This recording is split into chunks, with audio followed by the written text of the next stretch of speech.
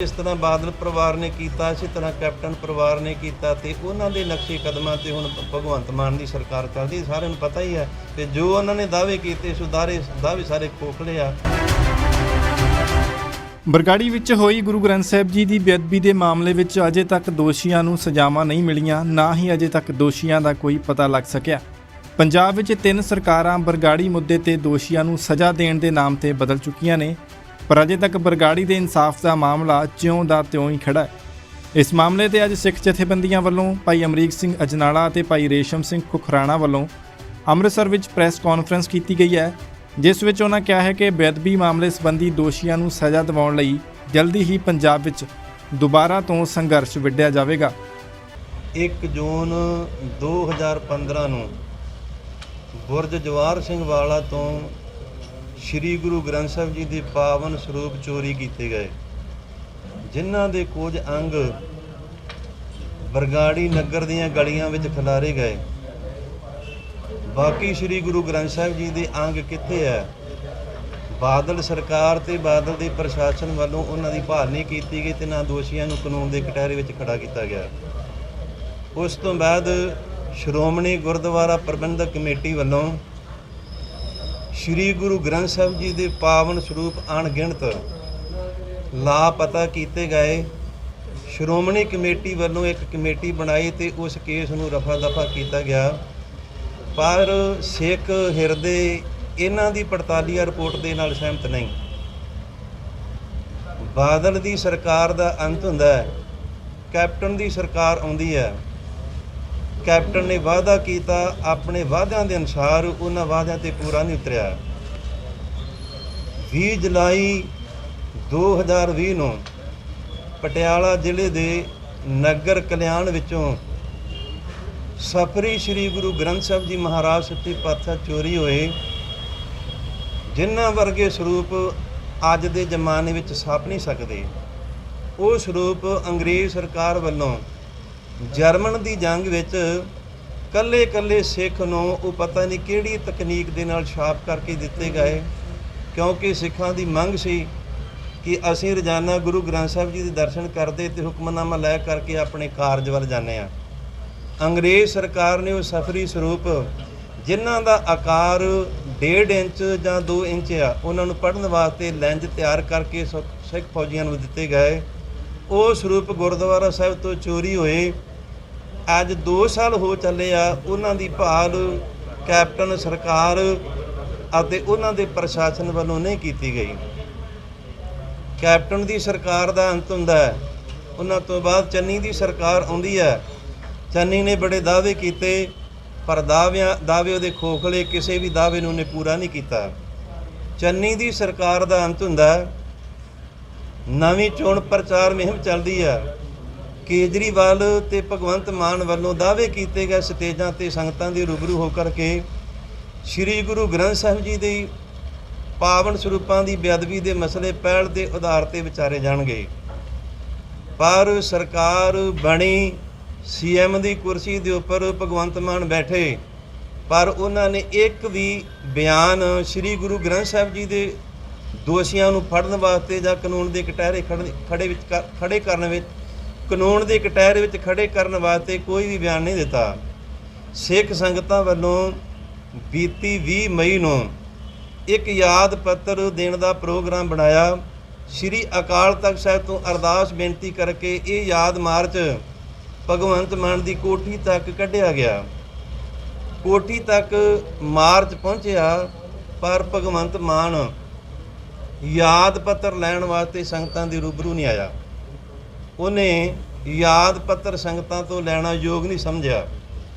पर गुरमुखी ते सवाल पैदा होंदा है, श्री गुरु ग्रंथ साहिब जी महाराज सच्चे पातशाह के पावन स्वरूपां नूं चोरी होया नूं 7 साल हो गया। 3 सरकारां आईयां, बादल सरकार ने साड़ी सुनवाई नहीं की। साडा कोई निजी मसला नहीं। श्री गुरु ग्रंथ साहिब जी महाराज सच्चे पातशाह नूं हर एक हिंदू मुसलमान सिख ईसाई सारे मनते हैं, सारिਆਂ ਦੀ आस्था है। बादल सरकार ने साड़ी बेनती नूं प्रवान नहीं किया, दोषियों नूं पकड़िया नहीं। कैप्टन सरकार ने पकड़िया नहीं, दोषियों नूं कटहरे में खड़ा नहीं किया। इस तरह उन्होंने नक्शे कदमिਆਂ ते चलदे होया भगवंत मान का भी उही रवैया ਸਾਡੇ ਕੋਲੇ ਕੋਈ ਵੀ ਰਸਤਾ ਨਹੀਂ। ਸਾਡੇ ਕੋਲੇ ਇੱਕੋ ਇੱਕ ਰਸਤਾ ਹੈ, ਦੋਸ਼ੀਆਂ ਦੀ ਭਾਲ ਕਰਨ ਵਾਸਤੇ, ਦੋਸ਼ੀਆਂ ਨੂੰ ਕਾਨੂੰਨ ਦੇ ਕਟਹਿਰੇ ਵਿੱਚ ਖੜਾ ਕਰਨ ਵਾਸਤੇ ਇੱਕੋ ਇੱਕ ਸਾਡੇ ਕੋਲੇ ਰਸਤਾ ਸੰਘਰਸ਼ ਆ। ਅਸੀਂ ਇਸ ਸੰਘਰਸ਼ ਦੇ ਸੰਬੰਧ ਵਿੱਚ ਮਾਝਾ, ਮਾਲਵਾ ਤੇ ਦੁਆਬਾ ਪੰਜਾਬ ਨੂੰ 3 ਹਿੱਸਿਆਂ ਵਿੱਚ ਵੰਡਿਆ। ਮਾਝੇ ਵਿੱਚ ਇਹ ਪਹਿਲੀ ਸਾਡੀ ਕਾਨਫਰੰਸ ਆ, ਜਿਸ ਦੇ ਜ਼ਰੀਏ ਅਸੀਂ ਸੰਗਤਾਂ ਨੂੰ ਜਾਗਰੂਕ ਕਰਨ ਵਾਸਤੇ ਇਹ ਪਹਿਲੀ ਕਾਨਫਰੰਸ ਕੀਤੀ ਹੈ।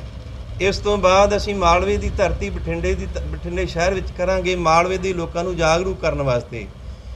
ਦੁਆਬੇ ਦੇ ਵਿੱਚ ਆਉਣ ਵਾਲੀ 24 ਤਰੀਕ ਨੂੰ ਜਲੰਧਰ ਵਿਖੇ ਇਹ ਕਾਨਫਰੰਸ ਕੀਤੀ ਜਾਵੇਗੀ, ਦੁਆਬੇ ਦੇ ਲੋਕਾਂ ਨੂੰ ਜਾਗਰੂਕ ਕਰਨ ਵਾਸਤੇ। ਅਖੀਰਲੀ ਕਾਨਫਰੰਸ ਵਿੱਚ ਸੰਗਤਾਂ ਦੇ ਨਾਲ ਗੁਰਮਤਾ ਕਰਕੇ ਆਪਾਂ ਕਿਸ ਤਰੀਕੇ ਦੇ ਨਾਲ ਸੰਘਰਸ਼ ਵਿੱਢਣਾ, ਦੋਸ਼ੀਆਂ ਨੂੰ ਕਾਨੂੰਨ ਦੇ ਕਟਹਿਰੇ ਵਿੱਚ ਖੜੇ ਕਰਨਾ ਅਤੇ ਸ੍ਰੀ ਗੁਰੂ ਗ੍ਰੰਥ ਸਾਹਿਬ ਜੀ ਮਹਾਰਾਜ ਸੱਚੇ ਪਾਤਸ਼ਾਹ ਜਿਹੜੇ ਚੋਰੀ ਹੋਇਆ ਉਹਨਾਂ ਦੀ ਭਾਲ ਕਰਨ ਵਾਸਤੇ ਅਸੀਂ ਸੰਘਰਸ਼ ਜਾਰੀ ਕਰਨਾ, ਸੰਘਰਸ਼ ਵਿੱਢਣਾ। ਉਹਦੇ ਸੰਬੰਧ ਵਿੱਚ ਅੱਜ ਦੀ ਇਹ ਪੱਤਰਕਾਰ ਕਾਨਫਰੰਸ ਕੀਤੀ ਗਈ ਆ, ਸੰਗਤਾਂ ਨੂੰ ਜਾਗਰੂਕ ਕਰਨ ਵਾਸਤੇ ਅੱਜ ਦਾ ਸਾਡਾ ਪ੍ਰੋਗਰਾਮ ਹੈ। ਮਾਝੇ ਦੇ ਵਿੱਚ ਕਦੋਂ ਤਰੀਕਾਂ ਦੱਸ ਦਿਓ, ਕਿਹੜੀ ਤਰੀਕ ਨੂੰ ਤੁਸੀਂ? ਅੱਜ 17 ਤਰੀਕ ਨੂੰ ਮਾਝੇ ਦੇ ਵਿੱਚ ਆ, ਠੀਕ ਹੈ ਜੀ। ਆਉਣ ਵਾਲੀ 20 ਤਰੀਕ ਨੂੰ ਮਾਲਵੇ ਦੀ ਧਰਤੀ ਬਠਿੰਡਾ ਵਿਖੇ ਹੋਵੇਗੀ, ਆਉਣ ਵਾਲੀ 24 ਤਰੀਕ ਨੂੰ ਦੁਆਬੇ ਦੀ ਧਰਤੀ ਜਲੰਧਰ ਵਿਖੇ ਇਸੇ ਤਰ੍ਹਾਂ ਕਾਨਫਰੰਸ ਕੀਤੀ ਜਾਵੇਗੀ। ਐਸਾ ਲੱਗਦਾ ਨਹੀਂ ਕਿ ਸਰਕਾਰਾਂ ਜਿਹੜੀਆਂ ਉਹਦੇ ਦੀ ਬਦਨੀਤੀ ਹੈਗੀ ਹੈ ਕਿ ਉਹ ਸ੍ਰੀ ਗੁਰੂ ਗ੍ਰੰਥ ਸਾਹਿਬ ਦੇ ਜੁੰਦੇ ਵੀ ਨੇ, ਇਨਸਾਫ ਨਹੀਂ ਦੇਣਾ ਚਾਹੁੰਦੀਆਂ ਸਿੱਖਾਂ ਨੂੰ? ਪਰ ਇਹ ਤਾਂ ਹੁਣ ਸ਼ਰੇਆਮ ਹੈ ਨਾ, ਜਿਸ ਤਰ੍ਹਾਂ ਬਾਦਲ ਪਰਿਵਾਰ ਨੇ ਕੀਤਾ, ਇਸੇ ਤਰ੍ਹਾਂ ਕੈਪਟਨ ਪਰਿਵਾਰ ਨੇ ਕੀਤਾ, ਤੇ ਉਹਨਾਂ ਦੇ ਨਕਸ਼ੇ ਕਦਮਾਂ ਤੇ ਹੁਣ ਭਗਵੰਤ ਮਾਨ ਦੀ ਸਰਕਾਰ ਚੱਲਦੀ, ਸਾਰਿਆਂ ਨੂੰ ਪਤਾ ਹੀ ਹੈ। ਤੇ ਜੋ ਉਹਨਾਂ ਨੇ ਦਾਅਵੇ ਕੀਤੇ ਦਾਅਵੇ ਸਾਰੇ ਖੋਖਲੇ ਆ, ਉਹਨਾਂ ਦੇ ਉੱਪਰ ਪੂਰਾ ਨਹੀਂ ਉਤਰਿਆ। ਯਾਨੀ ਕਿ ਸੰਗਰੂਰ ਜਿਮਨੀ ਚੋਣਾਂ 'ਚ ਜਾ ਕੇ ਇਸ ਦੀ ਆਵਾਜ਼ ਚੁੱਕਣੀ ਚਾਹੀਦੀ ਹੈ, ਕਿਉਂਕਿ ਉੱਥੇ ਇੱਕ ਪਾਸੇ ਪੰਥਕ ਪਾਰਟੀਆਂ ਬੰਦੀ ਸਿੰਘਾਂ ਨੂੰ ਰਿਹਾਈ ਕਰਵਾਉਣ ਦਾ ਮੌਕਾ ਦੇ ਰਹੀਆਂ, ਦੂਜੇ ਪਾਸੇ ਸਾਹਿਬ ਸ੍ਰੀ ਗੁਰੂ ਗ੍ਰੰਥ ਸਾਹਿਬ ਦੀ ਹਜੇ ਗੱਲ ਨਹੀਂ ਉੱਥੇ ਹੋ ਰਹੀ। ਕੀ ਲੱਗਦਾ ਨਹੀਂ ਕਿ ਤੁਹਾਨੂੰ ਉੱਥੇ ਜਾ ਕੇ ਆਵਾਜ਼ ਚੁੱਕਣੀ? ਦੇਖੋ ਜੀ, ਸਾਡਾ ਰਾਜਨੀਤੀ ਪੱਖ ਨਹੀਂ, ਅਸੀਂ ਧਾਰਮਿਕ ਲੋਕ ਹਾਂ, ਅਸੀਂ ਧਰਮ ਦੀ ਗੱਲ ਕਰਨੀ ਹੈ। ਰਾਜਨੀਤੀ ਦੇ ਨਾਲ ਅਸੀਂ ਸ੍ਰੀ ਗੁਰੂ ਗ੍ਰੰਥ ਸਾਹਿਬ ਜੀ ਦੇ ਉੱਪਰ ਰਾਜਨੀਤੀ ਨਹੀਂ ਕਰਨੀ। ਲੇਕਿਨ ਬੰਦੀ ਸਿੰਘਾਂ ਦੀ ਰਿਹਾਈ ਦੀ ਮੰਗ ਲੰਘਦੇ ਸਮੇਂ ਤੋਂ ਚੱਲਦੀ ਪਈ, ਉਹਨਾਂ ਨੂੰ ਰਿਹਾ ਨਹੀਂ ਕੀਤਾ ਜਾ ਰਿਹਾ। ਦੂਜੇ ਪਾਸੇ ਸਰਸਾ ਸਾਧ ਨੂੰ ਜਿਹੜਾ ਅੱਜ ਪਰੋਲ ਮਿਲ ਗਈ 1 ਮਹੀਨੇ ਦੀ। ਇਹ ਜੀ ਸਿੱਖ ਸੰਗਤ ਆਪੋ ਆਪਣੀ ਜਗ੍ਹਾ ਦੇ ਉੱਪਰ ਸਾਰੀਆਂ ਤਤਪਰ ਨੇ, ਜਿੰਨਾ ਕਿਸੇ ਦਾ ਜ਼ੋਰ ਪੈਂਦਾ ਲਾਈ ਜਾਂਦੇ ਆ। ਬੰਦੀ ਸਿੰਘਾਂ ਦੀ ਰਿਹਾਈ ਹੋਣੀ ਚਾਹੀਦੀ। ਇੱਕ ਗੱਲ ਅਸੀਂ ਕਹਿਣੀ ਚਾਹੁੰਦੇ ਆ, ਉਹ ਇਹ ਹੈ ਕਿ ਰਾਜਨੀਤੀ ਨਾਲ ਸਾਡਾ ਭਾਵੇਂ ਇਸ ਮੁੱਦੇ ਦਾ ਕੋਈ ਸਬੰਧ ਨਹੀਂਗਾ, ਪਰ ਇਹ ਗੱਲ ਸਮਝ ਲੈਣੀ ਚਾਹੀਦੀ, ਇਸ ਮੁੱਦੇ ਨੇ 3 ਮੁੱਖ ਮੰਤਰੀਆਂ ਦੀ ਬਲੀ ਲੈ ਲਈ ਹੈ। ਪਰ ਜੇ ਹੁਣ ਵੀ ਇਹ ਮਸਲੇ ਵੱਲ ਧਿਆਨ ਨਾ ਦਿੱਤਾ, ਇਹ ਸਰਕਾਰ ਵਾਸਤੇ ਵੀ ਆਉਣ ਵਾਲੇ ਸਮੇਂ ਦੇ ਵਿੱਚ ਦਿੱਕਤਾਂ ਖੜੀਆਂ ਹੋਣਗੀਆਂ। ਦੂਜੀ ਗੱਲ ਇਹ ਕਿ ਸਪਸ਼ਟ ਕਰ ਦੇਣੀ ਚਾਹੁੰਦੇ ਆ ਕਿ ਜਿਹੜੇ ਗੁਰੂ ਗ੍ਰੰਥ ਸਾਹਿਬ ਜੀ ਦੇ ਸਰੂਪ ਚੋਰੀ ਹੋਏ ਆ, ਉਹ ਬਾਦਲ ਸਰਕਾਰ ਦੇ ਰਾਜ ਸਮੇਂ ਹੋਏ ਆ। ਜੇ ਸ਼੍ਰੋਮਣੀ ਗੁਰਦੁਆਰਾ ਪ੍ਰਬੰਧਕ ਕਮੇਟੀ ਨੇ 328 ਸਰੂਪ ਗਾਇਬ ਕੀਤੇ ਆ, ਉਹ ਵੀ ਬਾਦਲਾਂ ਦੀ ਮਿਲੀ ਭੁਗਤ ਨਾਲ ਹੋਏ ਆ। ਦੂਸਰੀ ਗੱਲ ਇਹ ਹੈਗੀ ਹੈ ਕਿ ਜਿਹੜਾ ਕਲਿਆਣ ਨਗਰ ਦੇ ਵਿੱਚੋਂ ਗੁਰੂ ਗ੍ਰੰਥ ਸਾਹਿਬ ਦਾ ਸਰੂਪ ਚੋਰੀ ਹੋਇਆ, ਉਹ ਕੈਪਟਨ ਦੀ ਸਰਕਾਰ ਮੌਕੇ ਹੋਇਆ। ਪਰ ਜਿਹੜਾ ਬਰਗਾੜੀ ਕਾਂਡ ਵਾਪਰਿਆ, ਬੁਰਜ ਜਵਾਹਰ ਸਿੰਘ ਵਾਲੇ ਤੋਂ ਗੁਰੂ ਗ੍ਰੰਥ ਸਾਹਿਬ ਦਾ ਸਰੂਪ ਚੋਰੀ ਹੋਇਆ, ਉਹ ਬਾਦਲਾਂ ਦੀ ਸਰਕਾਰ ਮੌਕੇ ਹੋਇਆ। ਬਾਦਲਾਂ ਨਾਲ ਸਾਡਾ ਖਾਸ ਕਰਕੇ ਰੋਸ ਹੈ, ਕਿਉਂਕਿ ਉਹਨਾਂ ਨੇ ਪੰਥ ਦੇ ਨਾਂ ਤੇ ਵੋਟਾਂ ਲਈਆਂ ਸੀ।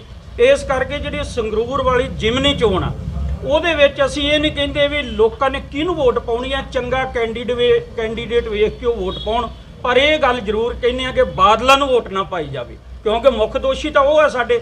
ਉਹਨਾਂ ਦੀ ਬਦੌਲਤ ਅੱਜ ਅਸੀਂ ਇੱਥੇ ਬੈਠੇ ਹਾਂ। ਤੇ ਜੇ ਇਹ ਉਹਨਾਂ ਨੇ ਕਾਂਡ ਨਾ ਕਰਵਾਏ ਹੁੰਦੇ ਜਾਂ ਸਾਨੂੰ ਇਨਸਾਫ ਦਿੱਤਾ ਹੁੰਦਾ, ਤੇ ਸਾਨੂੰ ਇੱਥੇ ਬੈਠਣ ਦੀ ਲੋੜ ਕੀ ਸੀਗੀ?